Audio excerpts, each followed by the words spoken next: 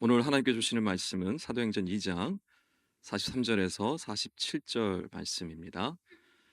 사도행전 2장 43절에서 47절 말씀 우리 함께 한 목소리로 읽도록 하겠습니다. 사람마다 두려워하는데 사도들로 말미암아 기사와 표적이 많이 나타나니 믿는 사람이 다 함께 있어 모든 물건을 서로 통용하고 또 재산과 소유를 팔아 각 사람의 필요를 따라 나눠주며 날마다 마음을 같이하여 성전에 모이기를 힘쓰고 집에서 떡을 떼며 기쁨과 순전한 마음으로 음식을 먹고 하나님을 찬미하며 또 온 백성에게 칭송을 받으니 주께서 구원받는 사람을 날마다 더하게 하시니라. 아멘. 할렐루야. 예, 반갑습니다. 귀한 복된 주일 주의 제일 나오신 여러분 환영하고 축복하고요. 손 함께 인사하겠습니다. 새해 복 많이 받으세요. 축복합니다. 새해 복 많이 받으세요. 축복합니다. 예. 고향에 다녀오시는 분들도 있고 이 자리에 지금 안 계시고 벌써 고향으로 가신 분들도 있으실 텐데 이번 연휴 기간에 눈이 굉장히 많이 온다고 합니다. 여러분 안전 운행하셨으면 좋겠고 또 기도하고 잘 무사히 잘 다녀오기를 바랍니다. 우리 함께 기도했으면 좋겠고요. 연휴 동안에 우리 가족들 만나고 또 형제들 만나게 될 텐데 마음 상하는 일 없도록 서로 조심했으면 좋겠습니다. 좋은 말, 선한 말 통해서 서로 위로하고 격려하고 또 쉼과 또 회복을 누리는 귀한 시간이 되었으면 좋겠습니다. 남아프리카에 카피르라는 족이 있습니다. 이 사람들의 인사법은 좀 독특한데요. 만나면 우선 몸 전체를 밀착을 시킵니다. 그리고 이렇게 얘기를 합니다. 자네가 보이네. 좀 독특하죠? 그러니까 인사를 말로만 하는 것이 아니라 몸으로 인사를 하는 겁니다. 그 다음에 미국 인디안들 중에 이렇게 인사하는 사람들이 있었다고 합니다. 서로 만나면 몸을 우선 기댑니다. 그리고 이렇게 얘기합니다. 그대여, 내 냄새를 맡아보게. 이게 인사예요. 뭡니까? 서로의 체취를 맡아보면서 더 친밀감을 경험하게 되는 거죠. 그래서 인사함을 통해서 단순히 말로만 인사하는 것이 아니라 서로의 몸을 접촉하고 또 서로의 향기 또 혹은 냄새를 맡으며 더욱더 가까워지는 그런 기회를 삼았던 겁니다. 초대교회 때 인사는 어떤 인사를 했을까요? 교회 안에서 특별한 인사법이 있었습니다. 특별히 성찬 예식을 마치고 항상 이 인사를 했는데요. 사랑의 입맞춤이라는 인사 방법입니다. 같이 포옹을 하고 서로 입을 맞추며 인사를 했습니다. 사실 친밀하지 않으면 가깝지 않으면 할 수 없는 인사법이죠. 근데 그들은 그렇게 인사를 했습니다. 그리스도 안에서 부름받은 한 형제 자매라는 사실을 너무나 잘 알았기 때문에 그렇죠. 그래서 가족과 같은 서로 가족 같은 관계였기 때문에 그 인사를 할 수 있었던 겁니다. 뿐만 아니라 그들이 그렇게 할 수 있었던 이유는 그리스도의 몸이라는 사실, 이 공동체가 그리스도의 몸이라는 사실을 너무나 잘 알았기 때문에 그랬습니다. 그래서 서로를 바라볼 때 남이 아니라 나의 일부, 내 몸의 한 부분, 나와 같은 존재로 바라보며 그렇게 인사를 했었던 것입니다. 여러분, 믿음의 공동체의 존재의 목적은 뭘까요? 교회의 존재의 목적은 뭘까요? 여러분, 모세가 애굽의 바로와 목숨을 걸고 싸우면서까지 이스라엘 백성들을 애굽에서 이끌어내었던 이유는 뭡니까? 그 목적이 무엇이죠? 한 가지입니다. 이스라엘 백성들로 하여금 하나님을 제사하는 일이었습니다. 예배하는 거죠. 초대교회 때 예수님께서 교회를 만들어 주셨어요. 그 이유가 뭘까요? 하나님을 예배하게 하기 위함입니다. 구약 시대나 신약 시대나 그리고 지금에 이르는 현대 성령의 시대라고 말하는 지금까지 교회의 존재 목적, 믿음의 공동체의 존재 목적은 예배였습니다. 이사야 43장 21절에 이렇게 말씀합니다. 이 백성은 내가 나를 위하여 지었나니 나를 찬송하게 함이라. 하나님께서 우리를 왜 만들어내셨느냐? 하나님께서 찬양받기 위해서, 즉 영광받고 예배받으시기 위해서 우리를 지었다라고 분명히 말씀하고 있습니다. 여기서 한 가지 중요한 사실을 우리가 잊지 말아야 되는데요, 그것은 예배는 공동체적 예배라는 사실입니다. 물론 예배당에 나올 수 없는 이유들로 인해서 집에서 혼자 예배를 드릴 수도 있습니다. 그러나 그것도 사실은 혼자 예배 드리는 것이 아닙니다. 몸은 비록 따로 떨어져 있지만 온라인으로 연결되어 있고 그 시간 같이 믿음의 지체들과 함께 예배를 드리고 있는 것이기 때문에 그렇죠. 그래서 구약 시대의 성막과 또 성전에서 제사를 드릴 때부터 신약 시대 초대교회를 거쳐서 예배당에서 지금 예배드리는 지금까지 그 모든 예배는 항상 공동체의 예배였습니다. 여러분, 우리는 이 사실을 기억해야 합니다. 그런데 지금 시대가 많이 바뀌어 가고 있죠. 또 여러 문명이 또 기술들이 발달되어지고 있죠.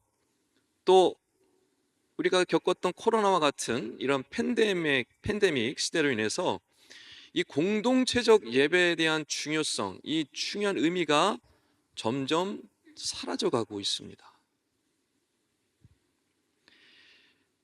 교회 안에 있는 성도들조차도 이렇게 묻습니다.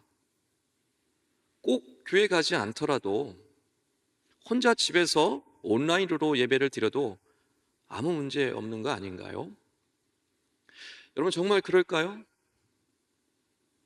만약에 그렇다면 구약시대 성막, 성전 왜 존재했을까요? 초대교회 때 교회가, 예수님께서 왜 교회를 세워주셨을까요? 교회 존재 이유가 공동체적 예배였다는 것을 우리는 반드시 기억해야 합니다. 공동체 안에서 예배를 경험한 사람이 비로소 개인적인 삶 속에서 예배의 은혜 가운데 또 개인의 경건의 삶의 예배로 나아갈 수가 있는 겁니다. 그래서 건강한 신앙인은 공동체 예배와 개인의 경건의 삶의 예배를 둘 다 경험해야 합니다. 그래야지 건강한 신앙인으로 세워져 갈 수가 있습니다. 여러분, 이 시대의 교회가 타락하고 점점 세속화되어지는 그런 교회의 모습들을 보면서 많은 성도들이 이런 얘기를 합니다. 초대교회로 돌아가야 한다. 여러분, 초대교회로 돌아간다는 말이 무슨 뜻일까요? 지금 우리는 21세기의 교회 생활을 하고 있습니다. 1세기의 교회로 탈바꿈할 수 있을까요? 20세기를 건너뛸 수 있을까요? 불가능합니다. 시대마다 교회는 바뀌었고 21세기 교회는 1세기 교회로 사실 돌아갈 수 없습니다.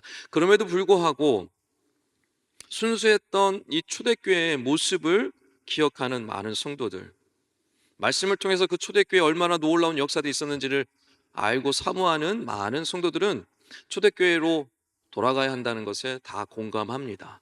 자, 그렇다면 이 초대교회로 돌아간다는 것은 무슨 의미일까요? 초대교회의 어떤 모습을 본받아야 한다는 말일까요? 그것은 바로 공동체성입니다. 다른 것이 아닙니다.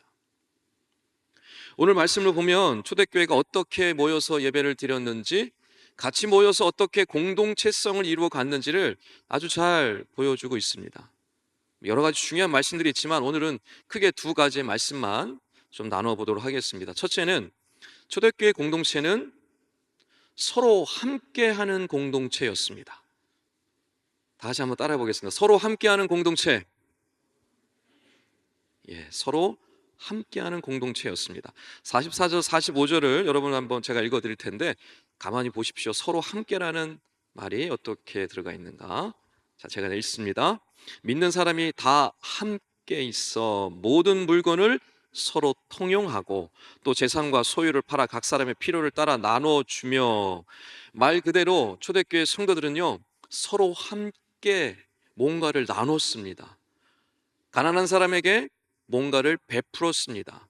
서로 함께 그 일들을 감당해냈다라고 분명히 말씀하고 있습니다. 어느 한 성경학자는요, 초대교회 이름을 서로 함께라고 이름 붙여야 한다고 말한 바 있습니다. 왜냐하면 신약 성경의 서신서를 가만히 보면, 특별히 바울 서신서를 가만히 보면 서로 함께라는 단어가 굉장히 많이 나오고 있기 때문에 그렇습니다. 예를 들어서 이런 겁니다. 서로 존경하십시오. 서로 합심하십시오. 서로 받아들이십시오. 서로 인사하십시오. 서로 기다리십시오. 서로 사랑하십시오. 서로 짐을 지십시오. 서로 위로하십시오. 서로 용서하십시오. 서로 순종하십시오. 아직 반의 반도 안 했습니다. 놀랍게도 서로 함께라는 단어를 계속해서 반복해서 사용하고 있습니다. 이것은 초대교회의 특징이 무엇인지를 분명히 보여주는 겁니다. 초대교회의 특징은 서로 함께하는 공동체였습니다. 여러분, 서로 함께 무언가를 나누고 있으십니까? 옆에 있는 지체와 서로 함께 무언가를 하고 있으십니까? 옆에 있는 지체와. 어떤 형제는 자기 지갑을 열어서 옆에 있는 지체에게 차 한 잔 대접할 수도 있고 밥 한 끼 대접할 수도 있습니다. 또 어떤 형제는 직장에서 또 사업장에서 도움의 손이 필요했기 때문에 또 달려가서 열심히 돕는 또 섬김의 모습을 보여줄 수도 있습니다. 또 갑작스럽게 어떤 큰 어려움을 당한 형제를 보면서 내가 그의 필요를 채워줘야 되겠다라고 하며 공급해주고 베풀어주는 그런 모습들도 있습니다. 그런데 요즘 교회 공동체 안을 가만히 살펴보면 이러한 모습들이 많이 사라져 가고 있습니다. 제가 여러분 나이 때만 하더라도 안에 믿음의 형제들, 자매들, 선후배들이 뭔가를 늘 나누고 같이 하고 교회에서 살던 기억들이 지금도 여전히 남아 있습니다. 그런데 지금 이 시대 교회를 가만히 보면, 공동체를 가만히 보면 이러한 나눔의 모습들, 서로 함께 뭔가를 하고 있는 모습들이 많이 사라져 가고 있습니다. 물론 지금도 여전히 서로 함께 나누는 지체들도 있습니다. 그런데 예전에 비해서 너무 많이 사라져 가고 있습니다. 왜 그럴까요? 왜 서로 나누는 모습들이 점점 사라져 가고 있을까요? 서로 함께하는 모습들이 왜 점점 보기가 힘들어지고 있을까요? 왜 그럴까요? 지금은 SNS 시대라고 얘기를 하죠. 소셜 네트워크 서비스 시대이죠.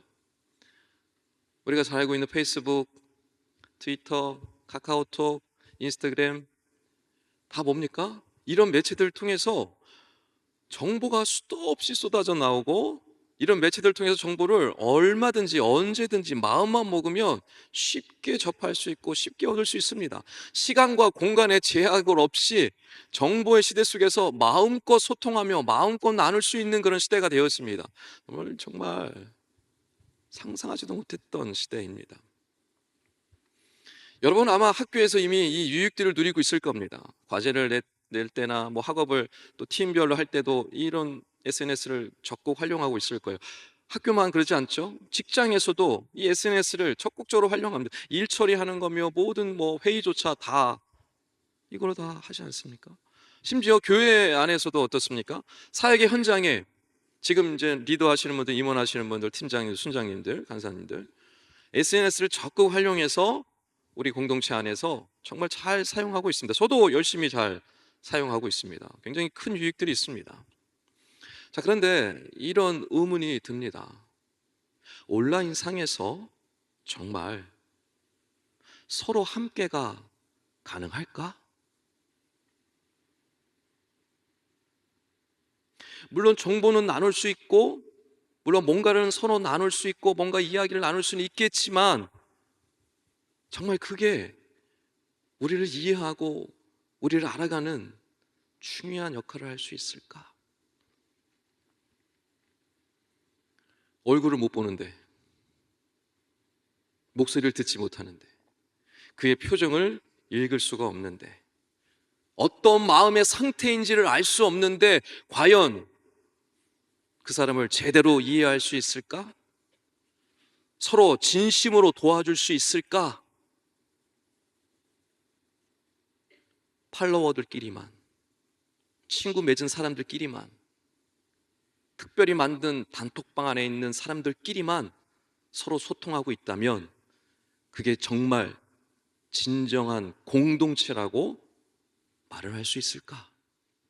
이런 의문들이 계속해서 듭니다. SNS 정말 좋은 도구입니다. 인정합니다. 정말로 유익이 많습니다. 근데 여러분, 우리가 너무 이 SNS를 의지하다 보면 이 공동체성을 잃어버릴 수 있다는 것을 기억하셔야 합니다. 공동체성이 무엇인지조차 우리가 잃어버릴 수 있고, 공동체성을 통해서 주고자 하는 그 중요한 의미들을 우리가 놓칠 수도 있다라는 것을 여러분 기억하셔야 합니다. 오늘 말씀에서처럼 진정한 코이노니아, 진정한 교제, 진정한 나눔은 무엇인지 여러분 놓치시지 말아야 합니다. 무엇입니까? 서로 함께입니다. 서로 함께 나누고 서로 함께 소통하는 겁니다. 여러분, 그러려면 어떻게 해야 될까요? 얼굴과 얼굴을 마주 보아야 합니다. 만나야 합니다. 서두에 말씀드렸던 것처럼 접촉해야 합니다. 나쁜 의미의 접촉이 아닙니다. 서로 채취를 맡을 수 있어야 합니다. 서로의 표정을 읽을 수 있어야 합니다. 서로 말하면서 침 튀기는 것도 볼 수 있어야 합니다. 서로 입냄새도 맡을 수 있어야 합니다. 서로의 얼굴에 묻은 티끌도 볼 수 있어야 합니다. 그래야지 서로 함께가 이루어집니다. 그래야 공동체성이 이루어집니다. 만나지 않고 온라인상에서 과연 공동체, 서로 함께가 가능할까요?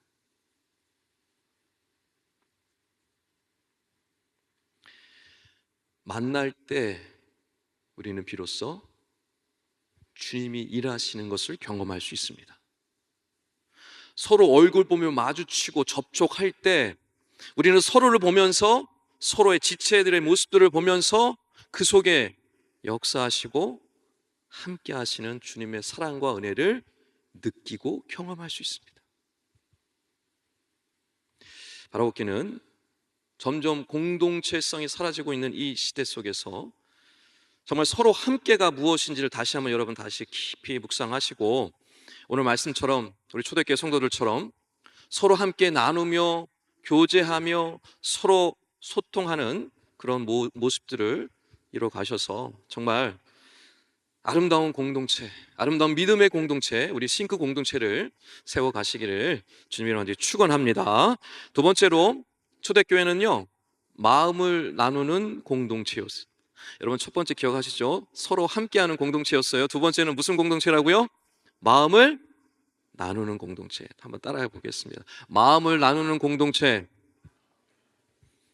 예, 마음을 나누는 공동체였어요. 오늘 46절을 제가 읽어드립니다. 날마다 마음을 같이하여 성전에 모이기를 힘쓰고 집에서 떡을 떼며 기쁨과 순전한 마음으로 음식을 먹고. 초대교회 때는 이처럼 날마다 마음을 같이하여 모이기에 힘썼습니다. 마음을 같이하고 모이는 데 힘썼대요. 모여서 뭐 했답니까?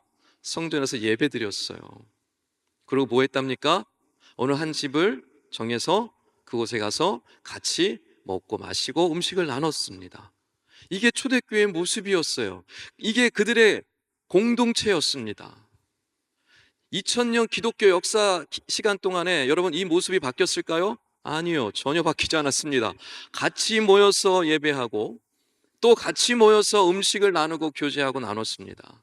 지금 여러분, 우리도 그 모습 그대로입니다. 지금 우리가 다 같이 예배당에 모여서 예배를 드리고 있죠. 마치고 뭐 합니까? 소그룹별로 흩어지고 동네별로 모여서 함께 교제하고 나누고, 때로는 차 한잔 마시며 때로는 간식을 나누며 교제의 시간을 갖습니다. 여러분, 이거는 이 시대 하는 모습이 아니고 이미 초대교회 때부터 있었던 모습입니다. 그걸 어떻게 했다고요? 마음을 같이하여. 사실 마음을 같이 하지 않으면 함께 모여서 예배 드리기가 쉽지 않습니다. 마음을 같이 하지 않으면, 마음을 열지 않으면 같이 모여서 뭔가 먹는 게 굉장히 어렵습니다. 그래서 여러분, 우리는요, 기억하셔야 합니다. 믿음의 공동체는 마음을 같이 하고 마음을 여는 일에 힘써야 합니다. 함께 예배하고 함께 교제하고 나누는 이 일들을 위해서 우리는 마음을 열어야 합니다. 마음을 같이 나눌 수 있어야 합니다. 초대교회가 그랬어요. 여러분 옆에 있는 지체들하고 얼마나 마음을 나누고 있으십니까? 좌우를 한번 돌아보세요. 한번 돌아보세요. 여러분 옆에 좌우에 있는 형제 지체들 좀 한번 보시기 바랍니다. 내가 얼마나 저 형제와 저 자매와 마음을 나누고 있는가? 마음을 같이 하는 지체가 얼마나 되시나요? 몇 명이나 되십니까? 한번 헤아려 보십시오. 혹시 아무에게도 마음을 열지 않고 있는 분이 계십니까? 괜히 내 마음을 오픈했다가 상처받을까봐, 피해받을까봐 그게 걱정이 되어져서 차라리 마음을 열지 않는 것이 낫겠다 생각하고 계신 분이 있지는 않으십니까?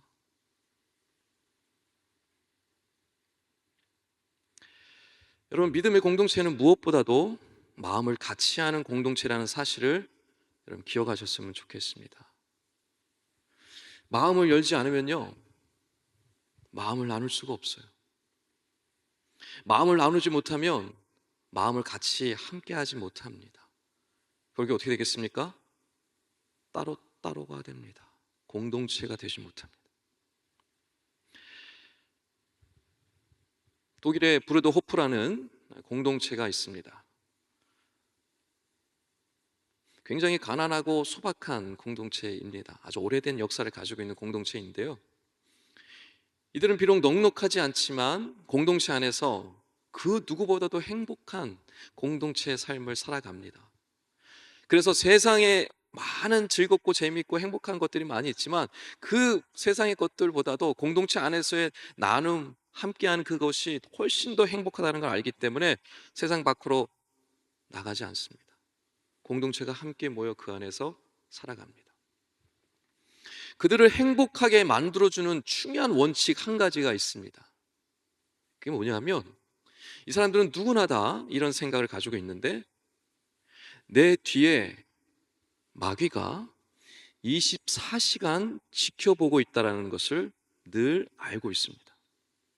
그리고 내가 누군가로부터 상한 감정을 얻게 되었을 때, 쉽게 얘기해서 상처받았을 때, 그때 그 마음에 상한 것들, 그 상처를 다른 사람, 제3자에게 전하는 순간 그 마귀가 일하기 시작하고 관계를 파탄으로 끌고 간다라는 사실을 믿고 삽니다.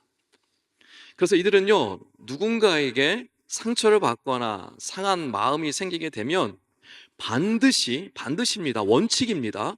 반드시 그 사람에게 가서 사랑의 마음을 품고 자기의 마음, 상처받은 일, 서운한 감정을 그대로 전합니다. 원망 불평이 아닙니다. 그저 내 마음의 상태를 그대로 보여주는 겁니다. 그 이야기를 듣는 상대방은 안아줄 수밖에 없습니다. 미안한 마음을 가질 수밖에 없습니다. 그래서 서로의 마음이 연결되어집니다. 여러분, 이 공동체는 비밀을 깨달은 것이죠. 모든 관계의 문제의 출발점은 마음이라는 것을 안 겁니다. 그래서 마음을 열기 위해서 또 마음을 같이 하기 위해서 원칙을 정했던 것이죠. 여러분, 실제로 지금 사탄은 우리 마음을 지금도 헤집어 놓으려고 합니다. 그래서 누군가로부터 받은 그 상처가 있다면, 마음에 그 상처가 있다면 그 상처에 집중하게 합니다. 그래서 마음 문을 열지 못하게 만들어요. 마음을 열지 못하면 어떻게 됩니까? 마음을 나눌 수가 없어요. 마음을 나누지 못하면 어떻게 됩니까? 관계가 틀어질 수밖에 없죠. 마음을 같이 할 수가 없어요. 결국 따로따로가 됩니다. 따로따로가 되는 순간 어떻게 됩니까? 사탄의 밥이 됩니다. 공격의 대상이 되는 것이죠. 이게 지금도 열심히 일하는 사탄의 전략입니다. 얼마 전에 한 형제가 저를 보고 목사님, 표정이 별로 안 좋으신데 혹시 어디 편찮으세요? 라고 저한테 얘기를 하더라고요. 제가 그때 감기가 심하게 걸려서 나도 모르게 목이 아프고 막 기침이 나오니까 인상을 팍 쓰고 있었던 것 같아요. 근데 제가 그때 한 가지 사실을 깨달았습니다. 어? 나는 내 얼굴이 인상을 쓰고 있는지 내 표정이 어떤지 전혀 모르고 있었는데 그 형제는 잠시 잠깐 봤는데도 알게 됐다는 거예요. 나는 내 모습을 모르는데 옆에 있는 지체는 그걸 단박에 알아챘다라는 겁니다. 여러분, 우리의 마음 상태는 어떨까요? 여러분의 마음의 상태를 정확히 볼 수 있습니까?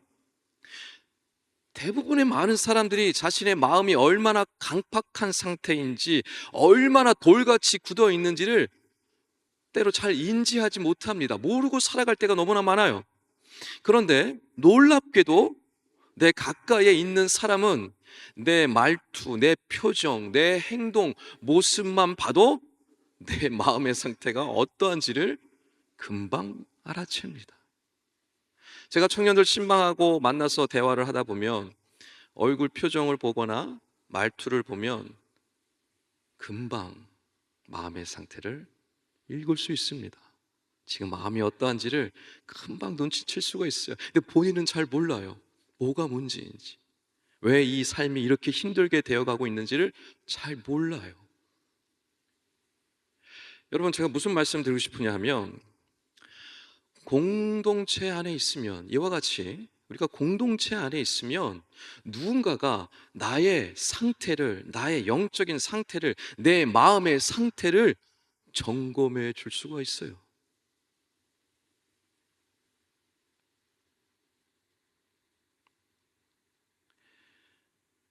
누군가가 내 마음의 상태를, 내 표정의 모습을 읽고 말 한마디 해줄 수 있다면 그 이야기를 들은 나는 어떻습니까?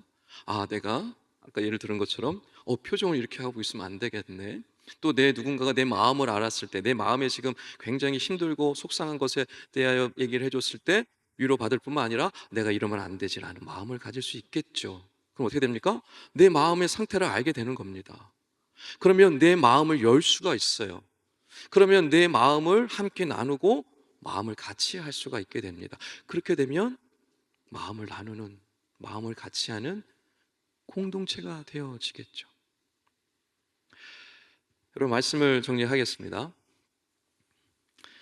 여러분 옆에서 함께 신앙생활하고 함께 공동체 일원으로 예배드리고 함께 활동했던 우리 지체들이 있었을 텐데 지금 그 지체들이 없는 지체들이 있을 겁니다. 여러분, 왜 여러분 곁에, 여러분 옆자리에 늘 있었던 그 지체는 지금 없는 겁니까? 우리가 그들에게 서로가 함께가 되어주지 못했기 때문입니다. 그들이 뭔가 필요로 할 때 필요를 공급해주지 못했기 때문이죠. 그들과 나누지 못했기 때문에 그렇습니다. 또한 우리가 그들의 마음을 열어주지 못했기 때문이죠. 어쩌면 마음의 문을 닫아버리게 한 것이 우리일 수도 있습니다. 마음을 같이 하지 못하게 만들었기 때문일 수도 있습니다. 자, 그렇다면 여러분 옆에 있었던 그 지체들 어떻게 해야 할까요? 그냥 내버려 두면 될까요? 우리의 지체인데, 내 몸인데, 주님의 팔과 다리인데. 연휴를 맞이했잖아요. 핑계 대기 좋죠. 설날을 맞이해서 전화 한 통화 할 수 있지 않을까요? 전화가 부담스러우면 SNS 이때 사용하면 얼마나 좋겠어요. 멋진 문구를, 멋진 사진을 통해서 잘 지내니? 어떻게 지내니? 안부를 묻는다면 어쩌면 여러분의 그 소식을 들은 지체가 너무너무 좋아할 수도 있을 겁니다. 여러분, 이처럼 우리가 먼저 마음을 내가 먼저 열면 상대방은 그걸 알아차립니다.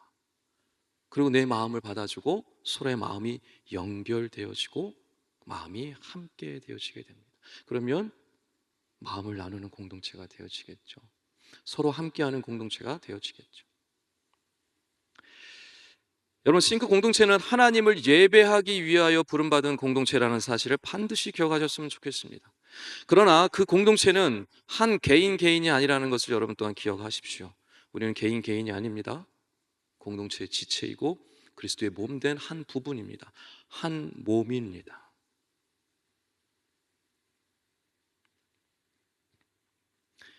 그러므로 어떻게 됩니까? 초대교회 성도들이 그랬던 것처럼 날마다 마음을 같이하여 모이기에 힘써야 합니다. 또 서로 함께 나누고 함께 무언가를 해야 합니다. 이 일을 열심을 내야 합니다. 그래야 믿음의 공동체, 하나님을 예배하는 공동체가 되어집니다. 여러분, 하나님 기뻐하는 예배가 뭘까요? 지금 우리가 하나님께 예배드리고 있잖아요. 사랑하는 자녀들이, 사랑하는 지체들이, 사랑하는 우리 모든 형제 자매들이 함께 한 마음으로, 같은 마음으로 하나님을 예배하고 찬양하는 거 아닐까요? 우리가 해야 할 것은 분명해집니다. 공동체성을 회복해야 합니다. 그게 이 시대 우리 교회가, 우리 공동체가 살 길입니다. 저는 우리 싱크 공동체가 그와 같은 공동체가 되었으면 좋겠습니다. 옆에 있는 형제를 바라보며 우리 인디안들이 또 카피족이 지금 인사했던 것처럼 서로 부둥켜 안고, 초대교회 성도들이 그렇게 인사했던 것처럼 사랑의 입맞춤을 하며 서로의 채취를 맡으며 서로의 표정과 서로의 얼굴을 살피며 더 나아가 서로의 마음을 살필 줄 아는 그런 정말 만남이, 교제가 가득한 공동체가 되었으면 좋겠습니다. 그리할 때 여러분, 하나님께서 우리를 통해서 영광 받으실 거고요, 하나님께서 우리를 통해 놀라운 예배를 기쁨으로 받아주실 것입니다. 그런 아름다운 믿음의 공동체, 아름다운 예배 공동체로 나아가시는 우리 싱크 청년들 다 되시기를 주님과 축원합니다.